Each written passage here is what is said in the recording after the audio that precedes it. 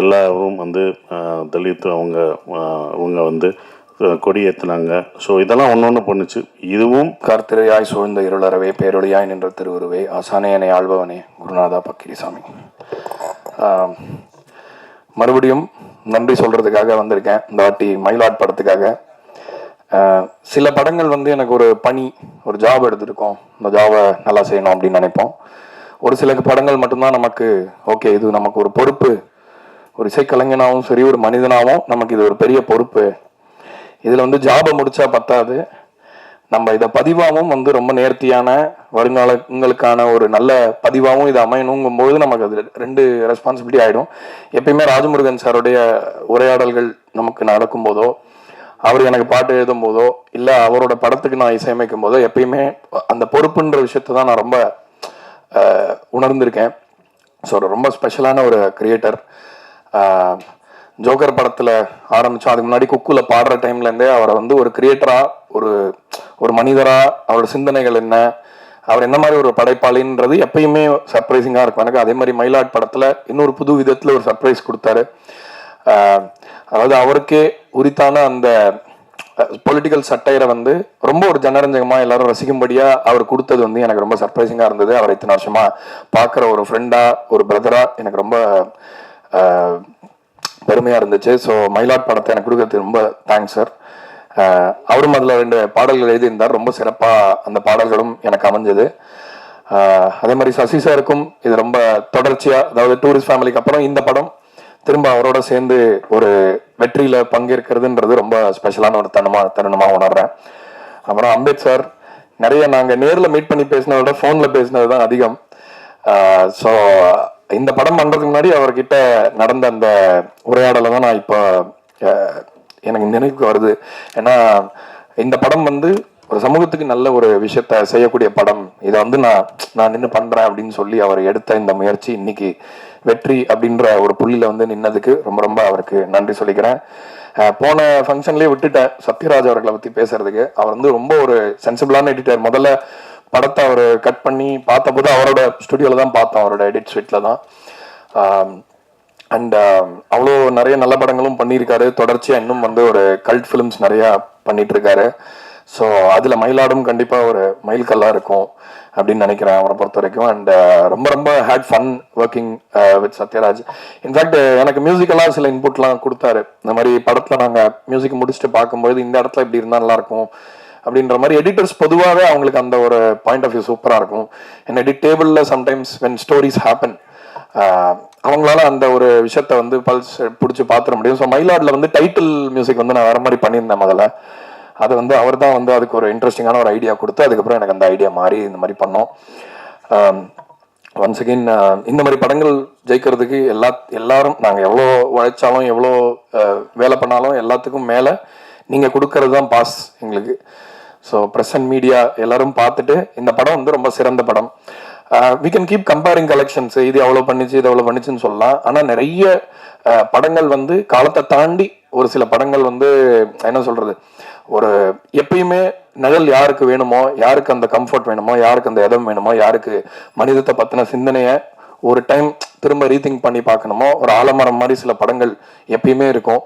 அந்த லிஸ்ட்டில் மயிலாட் படத்தையும் ரசிகர்கள் வச்சிருக்காங்க இப்போ அப்படின்றது ரொம்ப ரொம்ப சந்தோஷமாக இருக்குது. ஒன்ஸ் அகெயின் இந்த படத்தில் இசைக்காக வேலை பண்ண எல்லாரையுமே நான் தேங்க் பண்ணிக்கிறேன். ஒவ்வொருத்தரையாக தேங்க் பண்ண டைமில். ஸோ மொத்த மியூசிஷியன்ஸுக்கும் தொழில்நுட்ப கலைஞர்கள் எல்லாருக்குமே என்னோட நன்றியை சொல்லிக்கிறேன். And last but not least press and media, திரும்ப நல்ல படங்களுக்கு ஒரு பலமாக இருந்து கையை பிடிச்சி தூக்கி விட்டு ஜனங்க கிட்ட கொண்டு போய் எங்களை சேர்க்குற அந்த பணியை நீங்கள் தொடர்ந்து செய்வீங்க. இன்னும் இந்த மாதிரி பல நல்ல படைப்புகளை உங்ககிட்ட கொண்டு வந்து சேர்க்கணுன்ற ஆர்வத்தையும் இது கொடுக்குது. ஸோ ரொம்ப ரொம்ப நன்றி எல்லாரும் வந்ததுக்கு. மயிலாட் படம் தொடர்ந்து இன்னும் நல்லா ஓடுறதுக்கு இன்னும் கொஞ்சம் நீங்கள் you should keep spreading the word அப்படின்னு கேட்டுக்கிறேன். ரொம்ப நன்றி. தேங்க்யூ. யுவராஜுக்கு நன்றி. எல்லாருக்கும் வணக்கம். ரொம்ப இவ்வளவு பேர் இந்த நேரத்தில் வந்து உங்களுடைய நேரத்தை இங்கே செலவு பண்ணதுக்காக முதல்ல நன்றி. இந்த படத்தை வந்து சரியாக புரிஞ்சுக்கிட்டதுக்கும் இதை பற்றின இந்த படம் ஏற்படுத்திய பாதிப்புகள் பற்றி தொடர்ந்து எங்கிட்ட ஷேர் பண்ணிக்கிட்டதுக்கும் ரொம்ப நன்றி. இந்த படம் வந்து மயிலாட ஆரம்பிக்கிறதுக்கு முதல் காரணமாக இருந்த அம்பேத் சாருக்கு ரொம்ப இந்த நேரத்தில் நான் நன்றி தெரிவிச்சுக்கிறேன். இந்த படத்தை கேட்ட நொடியிலிருந்து இப்போ வரைக்கும் உறுதுணையாக இருந்து இதை தன் தோளில் தூக்கி சுமந்து இன்று வரைக்கும் அந்த நம்பிக்கையோடையே இருந்து கொண்டிருக்கிற சசிகுமார் சாருக்கும், ஒரு நடிகராகவும் சரி, ஒரு மனிதராகவும் சரி, ஒரு நண்பராகவும் சரி, ஒரு பெரிய உறுதுணை அவருடைய இது. ஸோ அந்த நேரத்தில் அவருக்கு வந்து ஒரு பெரிய நன்றி சொல்லிக்கிறேன். ஷானும் அதே மாதிரி தொடர்ந்து வந்து நிறைய விஷயங்களை ஒரு வாத்தியார் மாதிரி ஷேர் பண்ணிக்கிட்டே இருக்கிற ஷானுக்கு இந்த தொடர்ந்து எனக்கான இசையை கொடுத்து கொண்டிருக்கிற அவருக்கு நன்றி. எடிட்டர் சத்யராஜ், நீரவ் ஷாரு, இந்த படத்தில் வேலை பார்த்த அத்தனை பேருக்கும் நன்றி தெரிவிச்சுக்கிறேன். நான் வந்து சினிமாவுக்கு வந்த புதுசில் இருந்ததை விட இப்போ வந்து சினிமாவில் நிறைய விஷயங்கள் வந்து மாறி இருக்கு. குறிப்பாக வந்து நம்ம ஒரு படத்தை எழுத தொடங்குறதுலேருந்து ஒரு ரைட்டரோட வேலை ஆரம்பிக்குது. அதுக்கப்புறம் அதை ஷூட் பண்ணும்போது ஒரு டைரக்டருடைய ஒர்க்கு இருக்குது. அதுக்கப்புறம் அதை ரிலீஸ் பண்ணும்போது நமக்கு ஏற்படக்கூடிய அதே உழைப்பை வந்து ப்ரமோஷனுக்கும் போட வேண்டியிருக்கு. இந்த சினிமா வந்து நான் பார்த்ததுலேருந்து, நான் வந்து பொதுவாக ப்ரமோஷனுக்கே போக மாட்டேன், நான் இன்டர்வியூஸ்க்கு போக மாட்டேன். நான் அடிப்படையிலே ஒரு ஜேர்னலிஸ்ட்டாக இருந்ததுனால அந்த விஷயங்களில் எனக்கு அதிக ஆர்வம் கிடையாது. பட் இப்போ வந்து அது ஒரு பெரிய டாஸ்காக இருக்குது. நம்ம எப்படி வந்து ஒரு ஃபிலிமுக்கு வந்து ஒர்க் பண்ணுறோமோ அதே ஒர்க்கை, அதே ஸ்க்ரீன் பிளேவை ப்ரமோஷனுக்கும் பண்ண வேண்டிய ஒரு சூழல் வந்து இன்றைக்கி உருவாயிருக்கு. ஸோ அது வந்து நல்லது கெட்டதுங்கிறதெல்லாம் தாண்டி அதை வந்து நம்ம இந்த உலகம் மாறிக்கிட்டே இருக்குங்கிறத நம்மளும் கருத்தில் எடுத்துக்க வேண்டியிருக்கு. ஸோ அதுக்கும் ஒரு தீவிரமான வேலை பார்க்க வேண்டிய ஒரு சூழல் உருவாயிருக்கு. நாம் எதை பற்றி படத்தில் பேசினாலும் அந்த படத்தை எடுத்துகிட்டு போய் ஆடியன்ஸ்கிட்ட சேர்க்கறதுக்கு ஒரு பெரிய ஒர்க் பண்ண வேண்டியிருக்கு. ஸோ அந்த இடத்துல உறுதுணையாக இருக்கிறது ஊடகங்களாகிய நீங்கள் தான். ஸோ அதனால் உங்களுடைய பாசிட்டிவான ஒரு அப்ரோச்சு, பாசிட்டிவான வார்த்தைகள் அது எப்போவுமே என் கூட இருந்துக்கிட்டே இருக்குது. அதற்கு ரொம்ப நன்றி. மயிலாடுதுறைக்கு கிடைத்த அத்தனை வார்த்தைகளுக்கும் என்னுடைய சார்பாகவும் இந்த படைப்பின் சார்பாகவும் நன்றியை தெரிவிச்சுக்கிறேன். இந்த படைப்பில் எப்போவுமே கூடவே இருந்த ஜேம்ஸ் சாரு, சந்தோஷ் சாரு, அப்புறம் இந்த படம் உருவாவதற்கு உறுதுணையாக இருந்த இரா சரவணன் உட்பட அத்தனை நண்பர்களுக்கும் நன்றியை தெரிவிச்சுக்கிறேன். Thank you very much. ரொம்ப நன்றிப்பா. எல்லோருக்கும் வணக்கம். மயிலாட் பத்திரிகையாளர் எல்லாருக்கும் நன்றியை தெரிவிச்சுக்கிறேன். இது தேங்க்ஸ் கிவிங் மீட்டிங். இந்த மீட்டில் வந்து நீங்கள் அதை கொண்டு போய் சேர்த்ததுக்கு ரொம்ப நன்றி. என்னை பாராட்டினதுக்கு, என் நடிப்பை எல்லாருமே பாராட்டுறாங்க, அதுக்கு ரொம்ப சந்தோஷமாக இருந்தது. என்னோட நடிப்பு, சைத்ரா ஹீரோயின் நடிப்பு, அதுக்கப்புறம் அது குரு சோமசுந்தரம், அதில் வர்ற இன்னொரு நிறைய கேரக்டர்ஸ், சின்ன சின்ன கேரக்டர்ஸ் முதற்கொண்டு எல்லாருமே பாராட்டினீங்க. எனக்கு ரொம்ப சந்தோஷம். ஒரு நடிகராக நம்ம வந்து ஒரு என்னை அழகாக வேறு ஒரு இதாக என்னை மாற்றியிருக்காரு டைரக்டர் ராஜ்முருகன் அப்படின்னும்போது சந்தோஷமாக இருந்தது.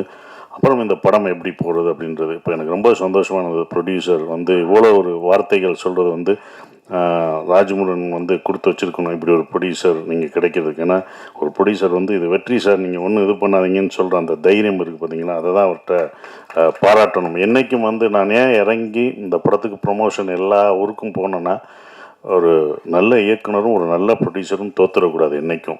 அது அவங்க என்றைக்கும் ஜெயிக்கணும் அப்படின்ற ஒரு விஷயந்தான். ஃபஸ்ட் டே கலெக்ஷனை பார்த்துட்டு எல்லாருமே பயந்துட்டாங்க கொஞ்சம், என்னடா அப்படின்ற ஒரு விஷயம். அப்போ எனக்கு தைரியம் இருந்தது, கண்டிப்பாக எல்லாருமே நல்லா இருக்குன்னு சொல்கிறாங்க, அதை இன்னும் கொண்டு போய் சேர்ப்பாங்கன்ட்டு.